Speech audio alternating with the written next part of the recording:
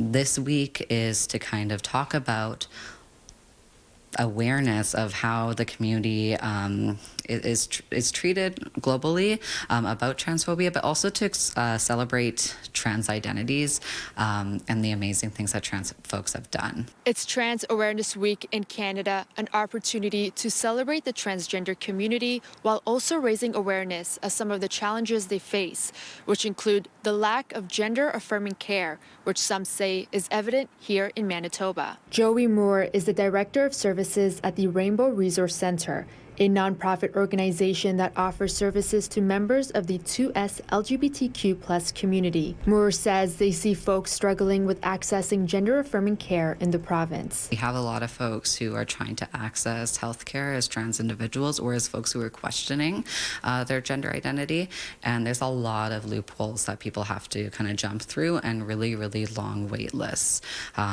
We see in our counseling services and also from our social support groups that folks are struggling a lot with this. According to Stats Canada, Manitoba has over 3,500 folks who identify as transgender or non-binary.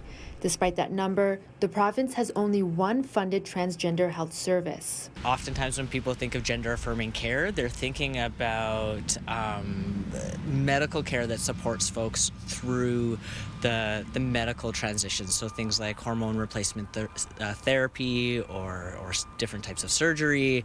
But I also think that gender-affirming care can be quite broad to thinking about how care can be affirming for people regardless of their gender. Sterling says that folks who seek certain surgeries or who want to access hormone therapy will need to go out of province to seek those types of care. That often requires a significant financial investment on their part. They have to be there for a while for their recovery. Right now in Manitoba, it's quite limited in terms of who people can go and see in order to get started. If they are even considering thinking about a gender affirmation care as part of their journey. As Aguara says, the lack of gender-affirming care for the trans community is a health inequity which needs to be addressed. There needs to be more points of access for care. There needs to be greater education provided to all healthcare providers to make sure that transgender and non-binary identifying folks, gender diverse folks across the board can go see any healthcare provider and know that that person is going to be safe, respectful, and understand their needs. In Winnipeg, Sweet Arasi, City News.